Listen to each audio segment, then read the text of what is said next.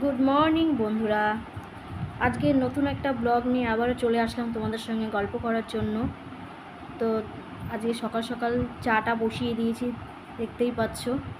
তো সবার প্রথম তোমাদের বলতে চাই যে আমার চ্যানেলটাকে একটু সাবস্ক্রাইব করে দিও, লাইক করে দিও, আর একটু সবাইকে বলো যে আমার চ্যানেলটা একটু আমার ভিডিওগুলো দেখতে সবাইকে একটু বলো।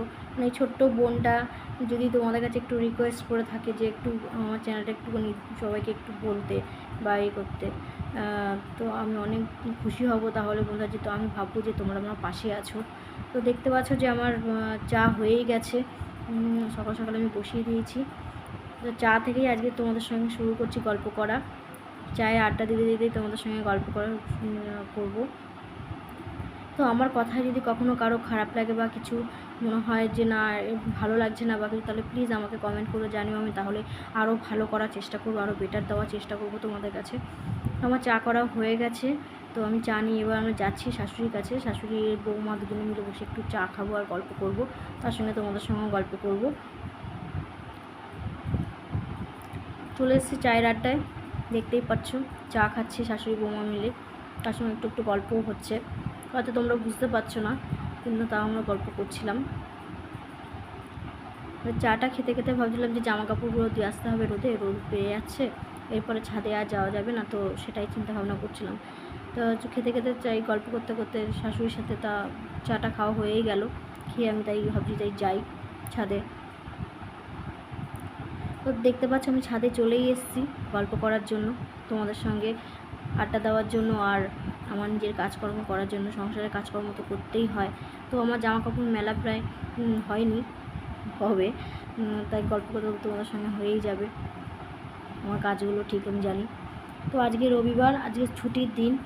তো তার জন্য ভাবছি আজকে আমার মেয়েটার জন্য একটু ফ্রায়েড রাইস আর আলুর দম করবো, সেটাও তোমাদের সঙ্গে শেয়ার করব। আগে ঘরের কাজগুলো একটু সেরে নেব, সেরে নিয়ে তারপর রান্নাঘরে যাব, তারপর ওদেরকে খেতে দেবো। সব কিছু তোমাদের সঙ্গে শেয়ার করবো, তোমরা দেখতেই পারবে। তো আমার জামাকাপড় প্রায় মেলা হয়েই গেছে, আর দু একটা জামাকাপড় মেললেই হয়ে যায়। আমার মেয়ে আগের থেকে অনেকটা ভালো আছে বন্ধুরা, তোমাদের আশীর্বাদে। ও এখনও ঘুমাচ্ছে, এখনও ঘুম থেকে ওঠেনি। তো ওকে ডাকতে হবে, না ডাকলে ওঠে না কখনোই। 8টা বাজে। রোদ্দুরটা বাইরে দেখতে পাচ্ছ কীরকম রোদ্দুর। এখনই আমাদের মানে অবস্থা খারাপ করে দিচ্ছে, এত রোদ্দুর বাইরে। 8টা বাজে, সকাল 8টা বাজে, মনে হচ্ছে এত রোদ্দুর। তো আমি চলে এসেছি আমার রুমে। আমার মেয়েকে ঘুম থেকে তুলতে হবে, না ডেকে তুললে ওঠে না কখনো, দেখতেই পাচ্ছ। ওকে তুললাম, ওকে বলছি গিয়ে তাড়াতাড়ি করে ব্রাশ করতে। আগের দিন রাত্রে তাড়াতাড়ি ঘুমিয়ে যাওয়ার ফলে ওর ব্রাশ করা হয়নি রাতে। ব্রাশ করেছে, মানে ওর একটা ওষুধ দিয়েছে, ওটাকে পুজ করতে হয়, মানে কুলুকুচি করতে হয়, সেটা ওর করা হয়নি। তো ওর জন্য ওকে তাড়াতাড়ি করে উঠিয়ে ওকে আগে ওটা করাতে হবে। ওকে ওটা ডাক্তারে দুবার তিনবার করে ব্রাশ করতে বলেছে, দুবার করে কুলুকুচিটা করতে বলেছে ওষুধটা দিয়ে। তো ওটা করতে হবে ওকে, তার জন্য আগে আগে উঠিয়ে দিলাম ওকে। তো আমি ঘর দোর সব পরিষ্কার করতে করতে আমার হাজব্যান্ডও চলে গেছে বাজারে। তো ওকে বললাম যে মেয়ের জন্য কিছু খাবার নিয়ে আসতে, পরোটা বা কচুরি টচুরি যাই হোক কিছু নিয়ে এসো ওর জন্য। কেন একদম মেয়েটা কিছুই খেতে চাইছে না, যাই দিই না কেন একটু একটু মুখে দিয়েই খাচ্ছে না। তো ওর জন্যই আজকে ফ্রায়েড রাইস আর আলুর দমটা করবো, তোমাদের সঙ্গে রেসিপিটা শেয়ার করবো। তোমরা দেখো, ভালো লাগলে অবশ্যই আমাকে সাবস্ক্রাইব করো, লাইক করো, আমার সঙ্গে থেকো, তোমরা আমার পাশে থেকো, ব্যাস এটুকুনি চাই। তো এই তোমাদের সঙ্গে গল্প করতে করতে আমার ঘর পরিষ্কার করা দেখো মোটামুটি বিছানা পরিষ্কার করা হয়েই গেছে। তো ভাবছি জিনিসপত্রগুলো আমার গোছাতেই হবে, জিনিসপত্রগুলো সব মোছামুছি করতেই হবে। এগুলো তো না করলে হয় না, এগুলো আমাদের রোজগারের কাজ, বউদের বাড়ির সব কিছু পরিষ্কার পরিচ্ছন্ন করে রাখা। তো আমার মোছামুছি প্রায় হয়েই গেছে। তো ঘরটা আমি ঝাড় দিয়ে পরিষ্কার করে নেব। বলতে গেলে ঘর গরমকালে দুবার করে মুছলেই ভালো হয়, কেননা ঘরে এত পরিমাণে তাপ থাকে যে সেই তাপে বাচ্চাদের অস্বস্তি হয়, বড়োদেরও অস্বস্তিটা হয়, তার সঙ্গে বাচ্চাদেরও হয়। তো সকালে একবার চেষ্টা করি মোছা, তো বিকালে একবার চেষ্টা করি। তো কখনো কখনো হয়, তো কখনো কখনো হয়ে ওঠে না, হয়তো অনেক সময় শরীরও ভালো লাগে না, তাই হয়তো হয় না, কিন্তু চেষ্টা করি করার। আমার ঘরটা ঝাড় দেওয়া হয়ে গেছে, পরিষ্কার করা হয়ে গেছে দেখো। এবারে আমি ঘরটা একটু মুছামুছি করে নিই। সকাল সকাল না মুছে নিলেও রান্নাঘরে ঢুকলে আর ঘরে আসা হয় না, ওই জন্য সব ঘরের কাজকর্ম করে রেখে তারপরে রান্নাঘরে ঢুকবো। দেখতেই পাচ্ছ ঘর মুছে নিচ্ছি আমি। রান্নাঘরটাও মোছা প্রায় আমার হয়েই এসছে। তোমরা পাশে থাকলে বন্ধুরা মানে সব কিছুই মুশকিল মনে হবে না, সব কিছু আসানই মনে হবে। তোমরা যদি পাশে থাকো সবসময় মনে হবে না আমার বন্ধু আমার পাশে আছে। তো আমার মোছা হয়েই গেছে কমপ্লিট মোটামুটি। এদিকে আমার কাজকর্ম সারতে সারতে আমার হাজব্যান্ড চলে এসেছে বাজারঘাট নিয়ে। এটা আমাদের সপ্তাহের বাজার করা হয়, সপ্তাহে যা যা লাগে মোটামুটি সবই নিয়ে আসে ও। আমাদের মাসকাবারি মাল তুলি না। আর এমনি সারা সপ্তাহ ধরে আমাদের সবজি বাজার হয়। আমাদের সবজি বাজারে কোনো সপ্তাহে একেবারে করা হয় না, আমাদের প্রত্যেক দিনই বলতে গেলে আমার শ্বশুর বাজার করে। তো সপ্তাহে বিস্কুট ফিস্কুট সব আনা হচ্ছে, সেগুলো এক এক করে আমাকে দেখাচ্ছে কোনো কিছু ভুলে গেছে কিনা। তো তাই করতে করতে আমি আবার আদা রসুন পেঁয়াজ আমি ওটা মিক্সিতে বসিয়েছিলাম, তো ওইটা পেস্ট করে নিলাম, যেহেতু আলুতে আমার ফ্রায়েড রাইস করবো বলে তোমাদেরকে আগেই বললাম। তো এটা মশলাটা করে নিলাম। এটা করতে করতে আমার মেয়ে এদিকে ব্রাশ করা হয়েও গেছে। আমি আবার একটু পোস্ত আর একটু কাজু বাদাম বেটে নিচ্ছি, যেহেতু আলুর দমে দেবো বলে। পোস্ত আর কাজু বাদামটা দিলে ঝোলটা একটু আলুর দমের ঝোলটা একটু ঘন হয়, একটু মাখা মাখা হয়, খেতে বেশ ভালোই লাগে। তোমরা করে দেখো বন্ধুরা। তো আমি সকালে ওদেরকে খেতে দিলাম। মেয়ের জন্য পরোটা বললাম যে আগেই নিয়ে আসবে, ওকে দিয়ে দিয়েছি। আর ওদেরকে পান্তা ভাত ছিল আগের দিনের রাতে, সেই ভাত আলু ভাজা পটল ভাজা খেতে দিয়ে দিয়েছি। তো এইদিকে আমি আবার আলু সেদ্ধ বসিয়ে দিয়েছি আলুর দমের জন্য। তো আলু সেদ্ধটা হলে আমি ওটা নামিয়ে নেব, দেখতেই পাচ্ছ নামিয়ে নিয়েছি। তারপর শুকনো খোলাতে আমি সব রকমের মশলাগুলো জায়ফল জয়ত্রী সাহাজিরে শাহমরিচ এলাচ সব আমি শুকনো খোলায় ভেজে নিচ্ছি।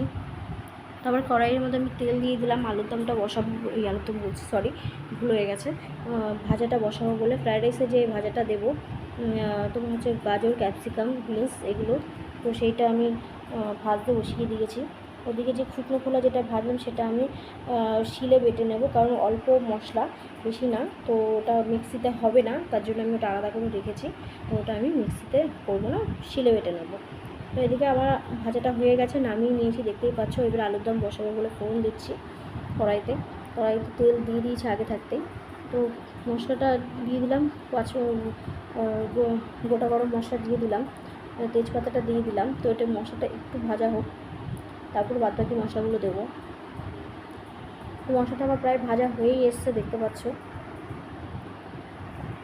এরপর আমি আমি তারপর কুচিয়ে রেখেছি পেঁয়াজ কুচি, ক্যাপসিকাম কুচি আর কাঁচা লঙ্কা, তো মেটে তেলের মধ্যে দিয়ে দেবো। এটাকে নাড়িয়ে চাড়িয়ে খানিকক্ষণ রাখবো।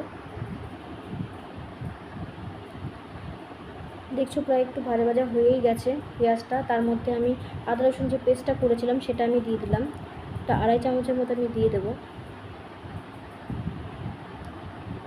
তারপরে পোস্ত যে বেটেছিলাম পোস্ত আর কাজু সেটাও আমি দিয়ে দেবো। বন্ধুরা একটা ভুল হয়ে গেছে আমার ফোনে, এক হাতে আমি ভিডিও করছিলাম এক হাতে আমি রান্না করছিলাম, তো করতে করতে ফোনটা আমার পড়ে গেছিলো, তো সেখানে ভিডিওটা আমার খারাপ হয়ে গেছে। তো আমি ওখানে ভিডিওটা আমি স্কিপ করতে হয়েছে।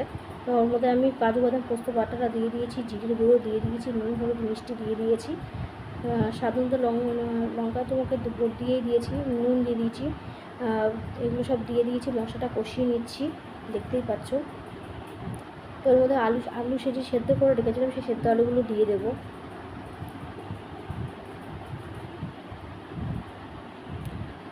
আলুটা কষাতে কষাতে বেশ ভালোই কষানো হয়ে গেছে। এক হাতে ভিডিও করছি এক হাতে রান্না করছি, বুঝতেই পারছো হয়তো তোমরা, হয়তো একটু প্রবলেম হচ্ছে তোমাদের হয়তো ভিডিও দেখতে, তো প্লিজ আমাকে ক্ষমা করে দিও। হয়তো বলতে অনেক অসুবিধা হচ্ছে, হয়তো আমি নতুন ভিডিও করছি, বুঝতে পারছো বন্ধুরা। তোমরা যদি পাশে থাকো অবভিয়াসলি আরও ভালোভাবে শিখে যাবো। হয়তো বলতে অনেক সময় হয়তো অসুবিধা হচ্ছে। আলু কষানোটা হয়ে গেছে, মশলা দিয়ে দেখছো আমি এর মধ্যে কড়াইতে জল দিয়ে দিলাম। জল দিয়ে সেটাকে আমি নাড়াচাড়া দিয়ে আমি ঢাকা দিয়ে রেখে দেবো। তো দেখতে পাচ্ছি বন্ধুরা আমার মশলাটা কষানোর পর জল দিয়ে হয়ে গেছে, তখন ফোটানোর পর প্রায় আলুদমটা হয়েই এসছে। তো এর মধ্যে আমি একটু দিয়ে দেবো, শাহি গরম মশলা দিয়ে দেবো।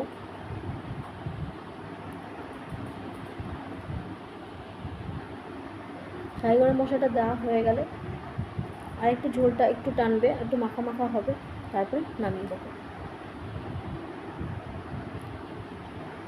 তো এবার আমি ভাতটা করবো বলে আমি হাঁড়ি বসিয়ে দিয়েছি, এর মধ্যে গোটা গরম মশলা তেল আর একটু লেবু নিংড়ে দিয়ে দিয়েছি। তারপরে জলটা গরম হয়ে যাওয়ার পর চালটাও দিয়ে দিয়েছি। চালটাও আধ ফোটার মতো হয়েই গেছে, দেখতেই পাচ্ছ।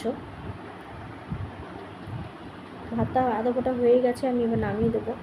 ভাতটা বেশি নরম করবো না। তো আমি এদিকে আবার তেল আর সাদা তেল আর ঘি মধ্যে কাজু বাদাম কিশমিশ ভেজে নিচ্ছি ফ্রায়েড রাইসে দেওয়ার জন্য। তো দেখতে পাচ্ছ এদিকে আমার ভাতের মধ্যে তোমার গাজর, ক্যাপসিকাম, বিনস এগুলো দিয়ে দিয়েছি। আর যেই মশলাটা করেছিলাম জায়ফল, জয়িত্রী, সাজে, চামচ আরও মশলা ছিল, তো সেইগুলো আমি ভেজে গুঁড়ো করে রেখেছিলাম, সেটাই আমি ভাতের মধ্যে দিয়ে দিলাম।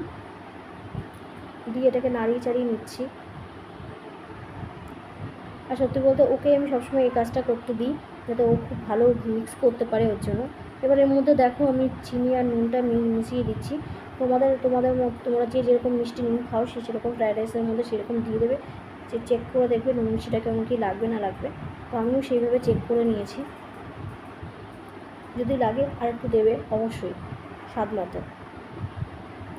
আমার সব কিছু এর মধ্যে দেওয়া কমপ্লিট, নাড়িয়ে চাড়িয়ে আমি এটাকে রেখে দেবো। দুপুরে স্নান হয়ে গেলে তারপরে এদেরকে খেতে দিয়ে দেবো। দেখতে পাচ্ছি বন্ধুরা, আমি খেতে দিয়ে দিয়েছি।